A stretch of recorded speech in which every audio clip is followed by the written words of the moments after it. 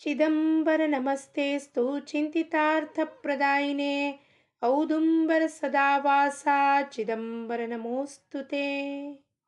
ಎಲ್ಲ ಆತ್ಮಜ್ಯೋತಿಗಳಿಗೆ ಸಾಷ್ಟಾಂಗ ಪ್ರಣಾಮ ಮಾಡುತ್ತಾ ನನ್ನ ಸದ್ಗುರುಗಳಾದ ಶ್ರೀ ಚಂದ್ರಕುಮಾರ್ ಅವರ ದಿವ್ಯ ಚರಣಾರವಿಂದಕ್ಕೆ ಸಾಷ್ಟಾಂಗ ಪ್ರಣಿಪಾತವನ್ನು ಮಾಡುತ್ತಾ ರಾಜಾರಾಮ್ ಮಹಾರಾಜರವರ ಜ್ಞಾನಪರ ಅಭಂಗವನ್ನು ನೋಡೋಣ. ಯಾಕೆಂದರೆ ಶಿಷ್ಯನ ಸರ್ವಾಂಗೀಣ ವಿಕಾಸ, ultimately he has to understand the Brahman, Atman. ನರದೇಹ ಪ್ರಾಪ್ತಿ ಮಾಡಿಕೊಂಡಿದ್ದೆ ಅದಕ್ಕೆ, ಆತ್ಮ ಸಾಕ್ಷಾತ್ಕಾರಕ್ಕೆ, ಜೀವನ್ಮುಕ್ತ ಅನ್ನೋಣ, ಸೆಲ್ಫ್ ರಿಯಲೈಸೇಷನ್ ಅನ್ನೋಣ, ಅಥವಾ ಅಲ್ಟಿಮೇಟ್ ಗೋಲ್ ಆಫ್ ಲೈಫ್. ಇಷ್ಟು ಜನ್ಮ ಜನ್ಮಾಂತರದಲ್ಲಿ ಆ ಮನಸ್ಸು ಯಾವ ಬಂಧನದಲ್ಲಿ ಸಿಕ್ಕಾಕೊಂಡಿದೆಯೋ ಅದನ್ನು ಮುಕ್ತಗೊಳಿಸ್ಲಿಕ್ಕೆ ಪ್ರತಿ ಜನ್ಮದಲ್ಲೂ ಸದ್ಗುರುನಾಥ ಬರ್ತಾನೆ.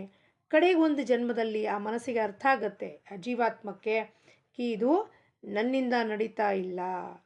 ಅದು ಅರ್ಥೈಸ್ಕೊಳ್ಳಿಕ್ಕೆ ಸರ್ವಥಾ ಇದು ನಾನು ಯಾರಪ್ಪ, ಹೂ ಆಮ್ ಐ, ನಾನು ಈ ದೇಹ ಮನಸ್ಸು ಬುದ್ಧಿ ಆಪರೇಟಿಂಗ್ ಮಾಡುವ ಇನ್ಸ್ಟ್ರೂಮೆಂಟ್ ಅಲ್ಲ, ಆತ್ಮಸ್ವರೂಪನೇ ಆಗಿರುತ್ತೇನೆ, ಪರಮಾತ್ಮನ ಅಂಶವೇ ಆಗಿರುತ್ತೇನೆ ಎಂದು ತಿಳಿಲಿಕ್ಕೆ you have to practise all these sadhanas.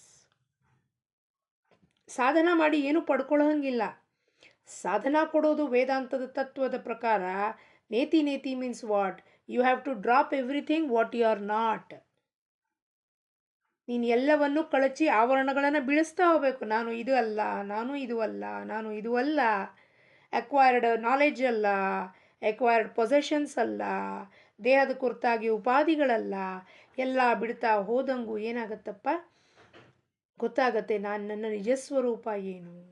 ಅದಕ್ಕೆ ಈ ಸಾಧನೆಗಳನ್ನೆಲ್ಲ ಬಂದು ಸದ್ಗುರುನಾಥ ಕೊಡ್ತಾನೆ ನಮಗೆ. ಅದರಲ್ಲಿ ಎಲ್ಲ ಥರದ ಸಾಧನೆಯೂ ಉಂಟು. ಯಾಕಪ್ಪ? ಕರ್ಮಯೋಗ, ಭಕ್ತಿಯೋಗ, ಜ್ಞಾನಯೋಗ ಎಲ್ಲವನ್ನೂ ಹೊಂದಬೇಕು ಶಿಷ್ಯ. ಆವಾಗ ಅವನು ಸಂಪೂರ್ಣವಾಗಿ he will become complete. He will become ಸಿದ್ಧ. ಸಿದ್ಧ ಮೀನ್ಸ್ ಕಂಪ್ಲೀಟ್. ಇಲ್ಲ ನನಗೆ ಇದು ಬೇಕು ರೀ, ಅದು ಬೇಡ ರೀ, ನಾನು ಇದನ್ನು ಮಾಡೋದಿಲ್ಲ, ಹಂಗಾಗೋದಿಲ್ಲ. ಅದಕ್ಕೆ ಪ್ರತಿಯೊಂದು ಹಂತದಲ್ಲೂ ಶಿಷ್ಯ ಆಗಲಿ ಅಥವಾ ಆ ಸಾಧಕ ಆಗಲಿ ಅವನ ರಿಸೀವಿಂಗ್ ಕೆಪಾಸಿಟಿ ಪ್ರಕಾರ, ಅವನ ರಿಸೀವಿಂಗ್ ಫೀಲ್ಡ್ ಹೆಂಗಿದೆ, ಎನರ್ಜಿ ಫೀಲ್ಡ್, ಅದನ್ನು ನೋಡಿ ಸದ್ಗುರುನಾಥ ಆಯಾ ಹಂತದಲ್ಲಿ ಹಂಗೆ ಆ ಅಭಂಗ ರಚನೆ ಮುಖಾಂತರ ನಾಮಪರ, ಭಕ್ತಿಪರ, ಜ್ಞಾನಪರ, ಕರುಣಾಪರ. ಕರುಣೆಯಿಂದ ಭಕ್ತಿಗೆ ಬಂದರೆ ಕರುಣೆಯಿಂದ ಬೇಡ್ಕೊ ನೀನು ಪರಮಾತ್ಮನನ್ನು. ನಿನ್ನ ಕಣ್ಣಲ್ಲಿ ಪಶ್ಚಾತ್ತಾಪದಿಂದ ಗಳಗಳ ಕಣ್ಣೀರು ಬರಬೇಕು ಆ ಕರುಣಾಪರ ಅಭಂಗ ಓದಿದಾಗ. ಅಪ್ಪ ನಿನ್ನನ್ನು ಬಿಟ್ಟು ನಾನು ಬೇರೆಯವ್ರ ಹಿಂದೆ ಹೋಗೋದ್ನಲ್ಲ, ಈ ಜಗತ್ತಿಂದ ಹೋದ್ನಲ್ಲ, ನೀನು ಎಷ್ಟು ಕೃಪೆ ಮಾಡಿ ನನಗೆ ನಿತ್ಯವಾಗಲೂ ಉಸಿರನ್ನು ಕೊಟ್ಟು ನನ್ನನ್ನು ಕಾಪಾಡುತ್ತಿ, ಸಂರಕ್ಷಣೆ ಮಾಡುತ್ತಿ, ನನ್ನನ್ನು ನೋಡ್ಕೋತಿ, ನನಗೆ ಊಟ ಕೊಡ್ತಿ, ತಿಂಡಿ ಕೊಡ್ತಿ, ಎಲ್ಲವೂ ಕೊಡು ನೀನೇ.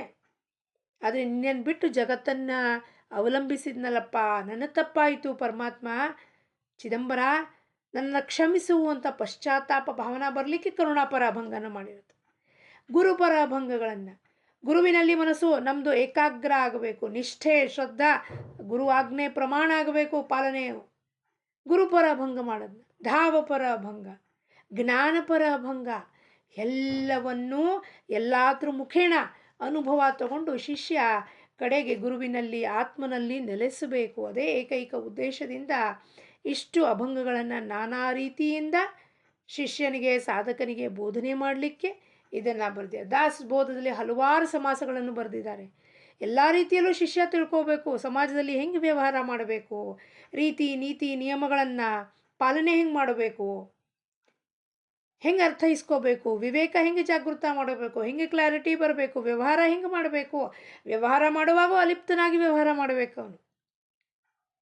ಎಂಥ ಅದ್ಭುತವಾದ ಸಂತರಿಗೆ ನಾವು ಕೋಟಿ ಕೋಟಿ ನಮನ ಮಾಡಿದ್ರೂ ಸಾಲದು. ನಮ್ಮನ್ನು ಉದ್ಧರಿಸಲಿಕ್ಕೆ ಇಷ್ಟೆಲ್ಲವನ್ನು ಅವರು ನಮಗೆ ಕೊಡುಗೆ ಕೊಟ್ಟಿದ್ದಾರೆ.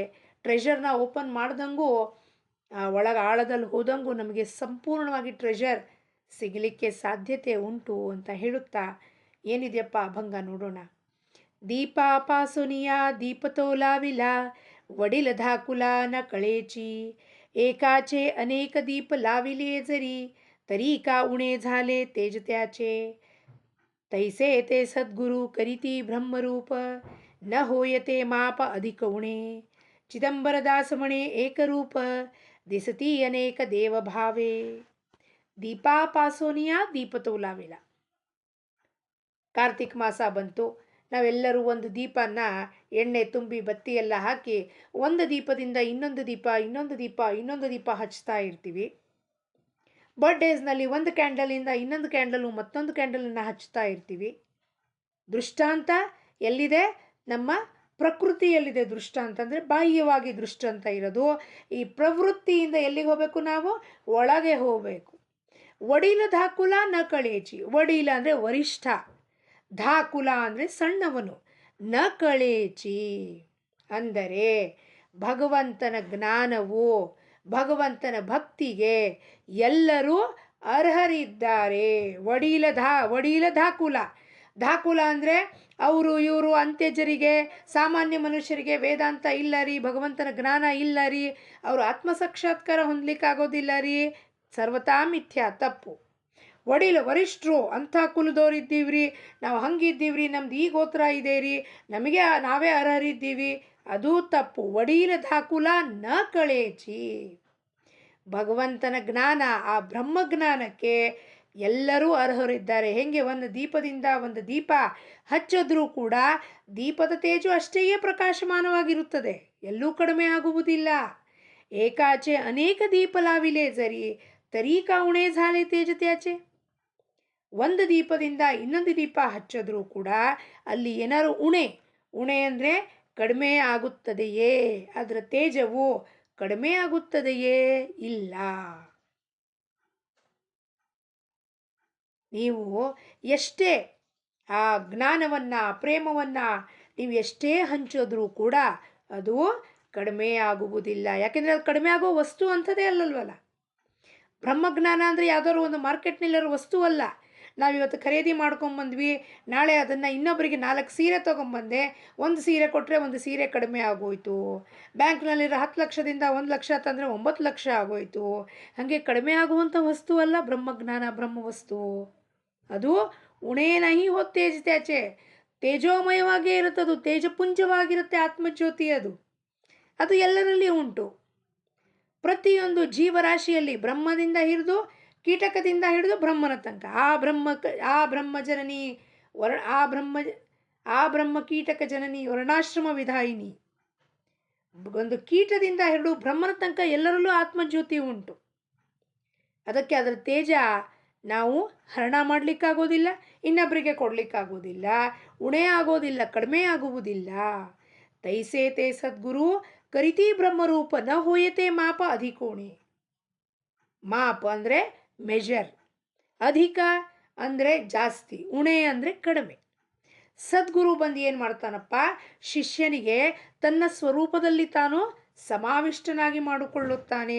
ಅವನ ಬ್ರಹ್ಮಾನಂದದ ಅನುಭವವನ್ನು, ಬ್ರಹ್ಮಜ್ಞಾನವನ್ನು ಅಥವಾ ಬ್ರಹ್ಮ ಸಾಕ್ಷಾತ್ಕಾರವನ್ನು ಹೊಂದಿ ಶಿಷ್ಯನಿಗೆ ತನ್ನ ತಪೋನಿಧಿಯೆಲ್ಲ ಧಾರೆ ಎರೆದು, ಬಾರಪ್ಪ ನಿನ್ನನ್ನು ನಾನು ನನ್ನ ಸ್ವರೂಪದಲ್ಲಿ ಸೇರಿಸ್ಕೊಂಡ್ಬಿಡ್ತೀನಿ. ಅವಾಗ ಏನಾಗತ್ತೆ?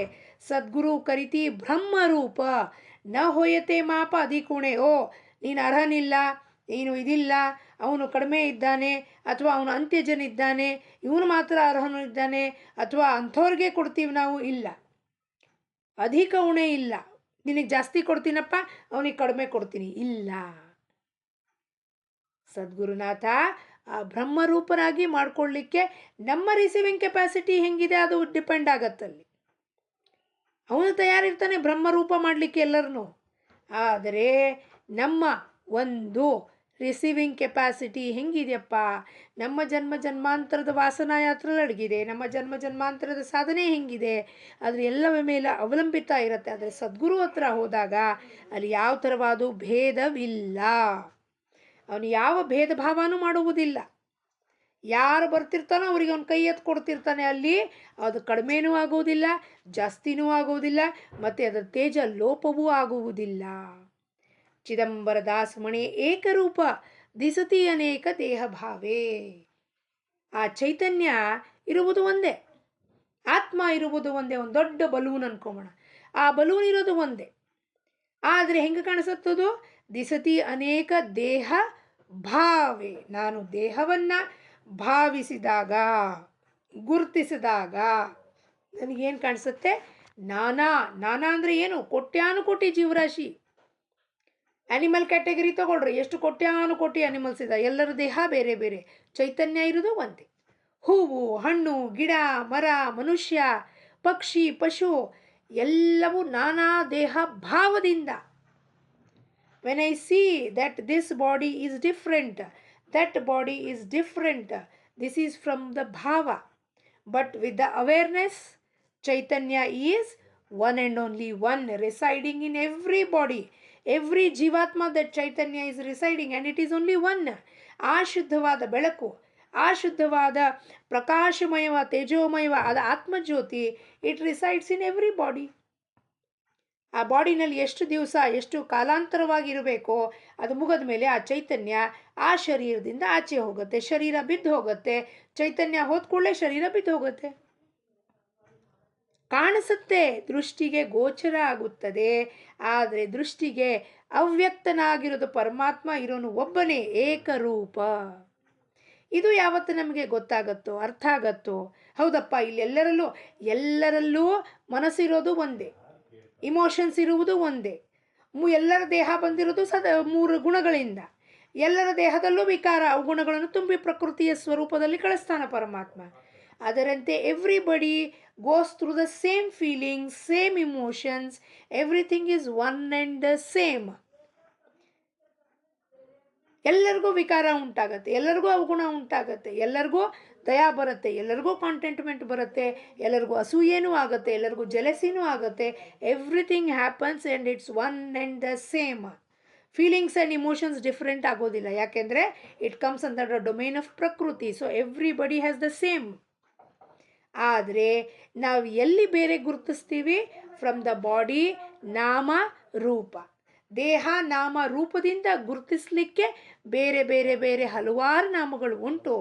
ಆದರೆ ದೇವನೊಬ್ಬನು ನಾಮ ಹಲವು ಅಂದಂಗೆ ಇಟ್ಸ್ ಒಂದು ರೂಪ ವಿತ್ ಅನೇಕ ದೇಹ ಭಾವ.